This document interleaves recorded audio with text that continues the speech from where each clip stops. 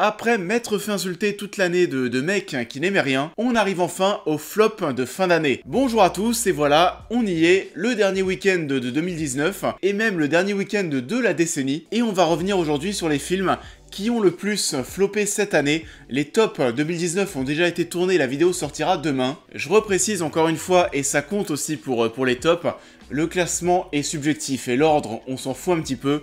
L'important c'est de retrouver ces films et qu'on puisse en parler. Je reprécise aussi comment fonctionne ma grille de notation pour les flops, qui va être différente des tops où les tops on est vraiment là pour parler des meilleurs films de l'année et les classer. Là les flops à vrai dire on parle pas des plus mauvais films, pas des 10 plus mauvais. On va parler à la fois de mauvais films mais aussi de films qui ont déçu parce que derrière ça il y avait des attentes. Le box-office est aussi pris en compte, c'est-à-dire qu'un film que je trouve personnellement osef mais qui a cartonné en salle, ça a peu de sens à mes yeux de le mettre dans un flop.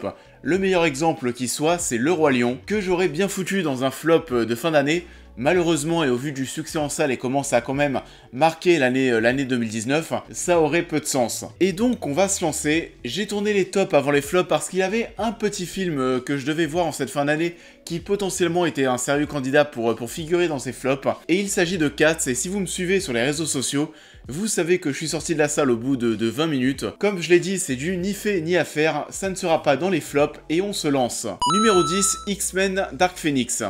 Sometimes you want to believe people are something that they are not. By the time you realize who they are.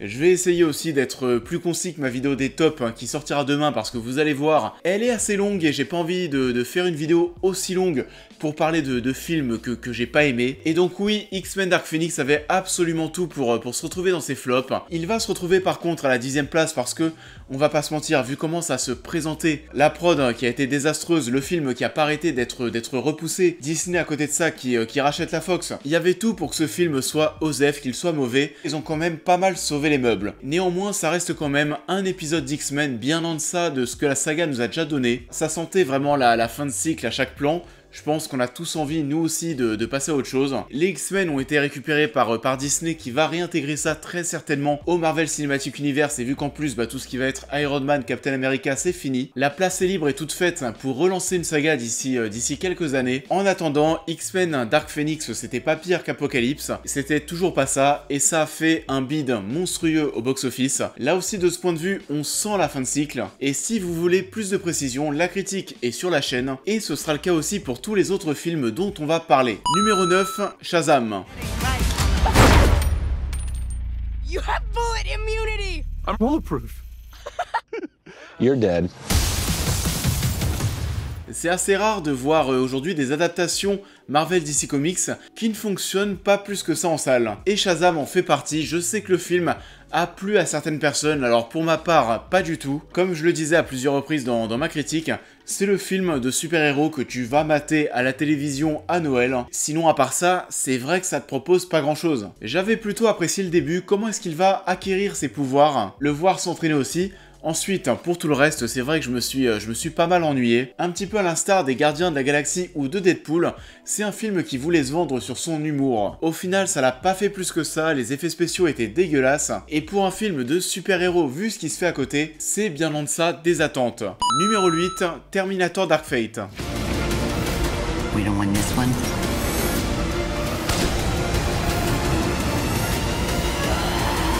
Terminator Dark Fate, c'est certainement un long métrage qui devrait se retrouver même encore plus haut dans certains autres flops que vous allez voir sur d'autres sites ou alors sur YouTube. C'est un épisode qui a suivi cette mode de nous faire oublier certaines autres œuvres de la licence. Au final, ça a été là aussi un beau caca. Un beau caca sur la saga et plus principalement sur les deux premiers opus qui sont oui les meilleurs, rien qu'avec sa scène d'introduction. Pour ma part, je vais le classer simplement 8ème. Si tu te mets des œillères par rapport à la saga et par rapport à la cohérence qu'il doit avoir avec la saga, ça reste un film d'action qui fait le café. Et encore une fois, à l'image des autres films, ça a été un énorme bid au box-office et c'est pas sûr qu'il refasse un film Terminator dans les années à venir. Godzilla 2, Roi des monstres. Is there another creature that might stand a chance against him?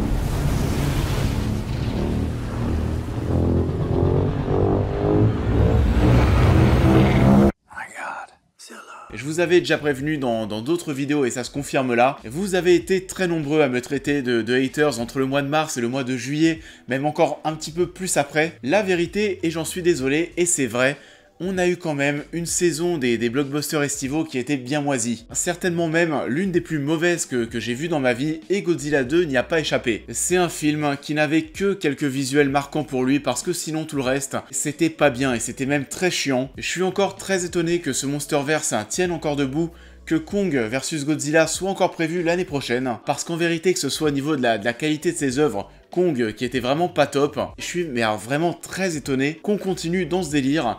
Godzilla 2 Roi des monstres, ça devait être l'œuvre, le long métrage qui devait un petit peu redorer cet univers. Ça l'a pas fait, encore une fois c'est une déception, et je sais alors là mais vraiment pas où est-ce qu'on va avec ce Monsterverse. Men in Black International. We have a problem in London, Agent M. Come on. World's not going to save itself. Are you saying that you need me to save the world?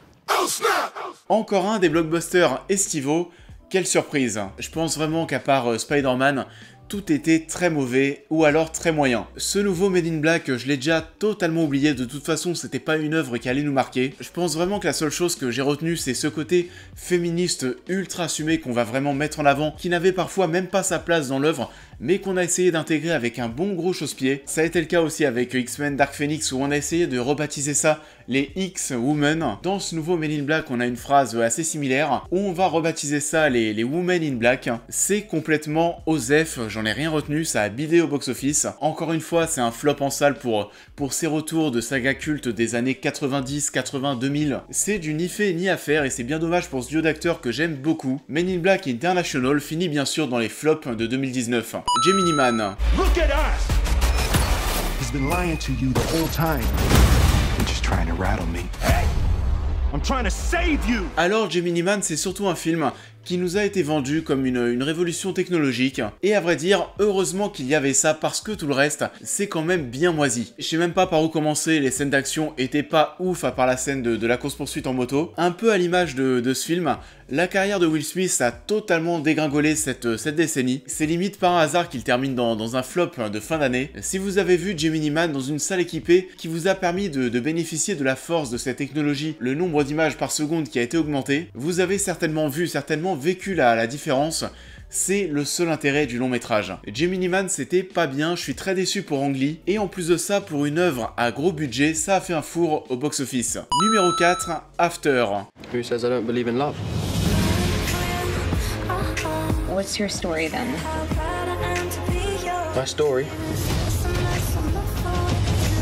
Le nouveau 50 nuances degrés qui lui était déjà adressé aux adolescents, mais alors là on va cibler encore les plus jeunes, c'est limite pour collégiens, et encore une fois c'est pas intéressant. J'arrive même pas à comprendre que ce projet existe pour surfer sur la hype de 50 nuances, qui je le rappelle encore une fois, le premier film a fonctionné en salle.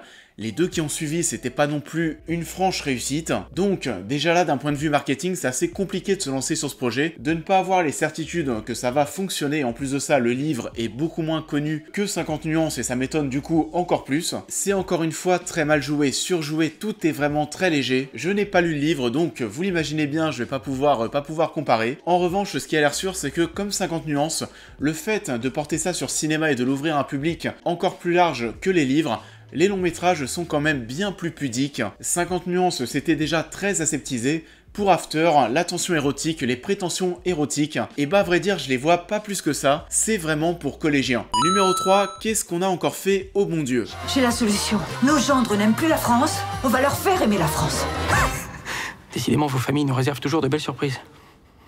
Fallait bien que je mette une comédie populaire française grassouillette, parce qu'un flop sans comédie française grassouillette, c'est pas un flop. D'ailleurs au passage, La Vérité si je mens, les débuts, ça aurait pu être un très beau concurrent aussi pour la 8ème, 9ème ou 10ème place. Malheureusement, même si le film a bidé au box-office, je l'ai pas trouvé non plus ultra dégueulasse, c'était totalement osef. Il doit terminer 11ème ou 12ème et c'est pour ça que j'en ai pas parlé. Pour revenir à qu'est-ce qu'on a encore fait au bon Dieu, bien sûr ce n'est pas une surprise, et au-delà du fait que l'humour ne fonctionne pas, je me souviens très bien de ma séance, c'était le 1er janvier 2019. Il y avait la possibilité dans pas mal d'UGC en France pour aller voir le film. Les salles étaient pleines, ça avait cartonné, mais ce dont je me souviens le plus, c'est que ça rayait quand même pas mal jaune. J'ai pas senti que les gens étaient aussi convaincus que le premier film. C'était toujours très limite au niveau des blagues, l'histoire ne se renouvelait pas vraiment, on se prenait pas la tête, on reprenait les codes des choses qui avaient fonctionné dans le premier long métrage et on te les rebalançait de nouveau. Et il y a deux choses qui m'ont marqué dans ce deuxième film. Déjà la première, c'est qu'il a beaucoup moins fonctionné que le premier, et c'est à l'image de toutes les comédies françaises populaires, grassouillettes comme j'étais en train de le dire, il y en a énormément qui ont beaucoup moins marché que prévu dernièrement, donc La Vérité si je mens, les débuts, Ala 2 qui a moins bien marché que les nouvelles aventures d'Aladin l'année dernière, c'était le cas aussi de Taxi 5 par rapport à ce qu'il y avait eu avant, et on peut noter que ce genre de film est en train de chuter, donc ça c'est une bonne chose. Et il y a une deuxième chose qui en ressort dans les flops, au-delà de ce film, c'est Christian Clavier pour son œuvre sur toute la décennie, qui mérite lui aussi de finir dans ses flops, et qu'on puisse le mentionner tout particulièrement pour tous ces films de merde, ces œuvres très limites, ces œuvres racistes, dans lesquelles il a performé. Numéro 2, Paris est à nous. Pendant 3 ans, on a tourné un film dans les rues de Paris. On a fait de ces rues et de ses habitants la toile de fond de l'histoire qu'on inventait. On voulait parler de notre époque, de notre génération qui évolue avec la sensation que le monde risque de lui glisser entre les doigts. Ce sera certainement le projet dans ce flop dont vous avez le moins entendu parler. Mais voilà, c'est un projet, un film qui est sorti et qui m'a bien saoulé. Alors, c'est sorti en tout début d'année et l'objectif de ce film, de ce long métrage, c'est à l'origine un projet entre plusieurs jeunes qui a décidé par ses propres moyens de monter ce long métrage. Pour ça, ils ont choisi Paris comme terrain de jeu et l'objectif, c'était de se filmer durant des événements, malheureux ou pas malheureux, des manifestations par exemple, et ça s'est fait pendant plusieurs mois, voire même plus d'une année. Et c'est un projet qui s'appelait à la base, il s'appelait pas Paris est à nous, il s'appelait Paris est une fête, et il est né, en tout cas la com a vraiment grossi sur les réseaux sociaux, où voilà, c'était porteur de plein de bons messages. On voyait, ça montrait cette image de jeunes qui avaient simplement pris une caméra, qui avaient loué du matos, qui par leurs propres moyens ont fait un film, ont cherché à le diffuser en salle. Au final, ça n'a pas été diffusé en salle, mais petite victoire quand même, ça a été diffusé sur Netflix. Et c'était pas bien, c'était très chiant, et aussi très bobo-gauchiste, c'était vraiment de la branlette. C'est une œuvre qui, à raison, s'est fait détruire par la critique. J'étais le premier déçu parce que j'aurais voulu que ça marche, je likais tous leurs posts sur Facebook, ça n'a pas pris, et quand tu vois le film, eh bah c'est pas une surprise. On va maintenant passer au numéro 1 que vous avez peut-être déjà en tête. Donc lui, il a un petit peu tout pris. C'est à la fois un mauvais retour d'une licence et en plus de ça, il fait aussi partie de tous ces blockbusters estivaux dont je vous ai déjà parlé, qui se sont totalement plantés, que ce soit au box-office ou en termes de qualité. Mon plus gros flop de 2019 est Hellboy.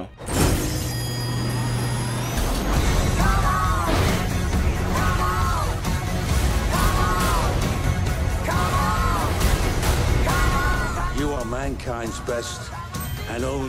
Je pense, même s'il ne terminera pas premier dans tous les flops, je pense qu'on le retrouvera dans les flops de quasiment tout le monde. Hellboy, ça fait bien sûr partie des plus mauvais films de l'année, que ce soit pour le reboot, raté pour l'humour, raté pour les effets spéciaux, raté, l'histoire aussi qui est foireuse, il y a absolument rien qui va. Et généralement, le flop 1 de chaque année pour ma part, c'est un nanar, c'est un film qui m'a fait rire parce que le film était tellement mauvais, et Hellboy était clairement dedans parce que je rigolais pour tout, je rigolais pour les effets spéciaux qui étaient vraiment moches, toute cette violence gratuite et tout ce sang qui n'avait absolument pas sa place, c'était vraiment amené mais pour se dire, et regardez, notre film, il est violent. Ça a bien sûr fait un bid au box-office, ça pour le coup c'est pas une surprise, et j'étais même étonné de voir ce projet débarquer parce que les deux Hellboy de Guillermo del Toro, ça n'a jamais été des succès commerciaux. Pourquoi revenir des années et des années plus tard avec un projet qui doit suivre une saga de la même licence qui n'avait même pas marché, avec si peu d'ambition, des idées aussi connes, des dialogues aussi nuls, tout et absolument tout est nul dans ce projet, c'est absolument grotesque. J'ai vraiment beaucoup de mal à lui trouver une mini-qualité, à la limite la seule chose que je peux dire, c'est que peut-être l'outro du film, donc le final, est plutôt cool, très gardien de la galaxie. C'est une scène d'action tout en plan séquence avec une musique qui va être très rock, pop. Et à la limite, si toute l'œuvre avait été dans cette veine, il y aurait eu quelque chose, il y aurait eu une identité, un semblant d'identité. Là, il y avait absolument rien, c'est raté mais sur tous les points. Et c'est en toute logique qu'Hellboy est mon plus gros flop de l'année 2019. C'est la fin de cette vidéo, j'espère qu'elle vous aura plu. Je pense que ça a dû se voir au fur et à mesure dans la vidéo, la couleur, la lumière était très différente. La raison à ça, je vous mettrai peut-être un petit message en début de vidéo, c'est que je suis malade. Je pense que j'ai un petit peu trop mangé à Noël, ce qui fait que cette vidéo, en plus ça va être bien plus courte que le top. Je l'ai quand même tournée en 3 fois et je suis très content que le tournage se termine. En attendant, je vous rappelle que la vidéo des tops est déjà prête et sortira demain. Il y a aussi un petit peu plus tôt dans la semaine, j'avais sorti un top concernant les séries de l'année 2019. Et je vous invite aussi à me dire en commentaire pour vous, quel est votre flop des films de 2019, quel est votre film que vous avez le moins aimé. Je vous invite aussi au passage, comme d'habitude, à liker et à partager cette vidéo, à m'aider sur Tipeee et Utip. Pour les nouveaux, je vous invite à vous abonner et à me suivre sur tous les réseaux. Et je vais aller monter cette vidéo tranquillement et aller me reposer. J'espère vous que vous avez mieux mangé que moi à Noël. Je vous souhaite à tous un bon samedi. Je vous dis à demain pour les tops et à très vite.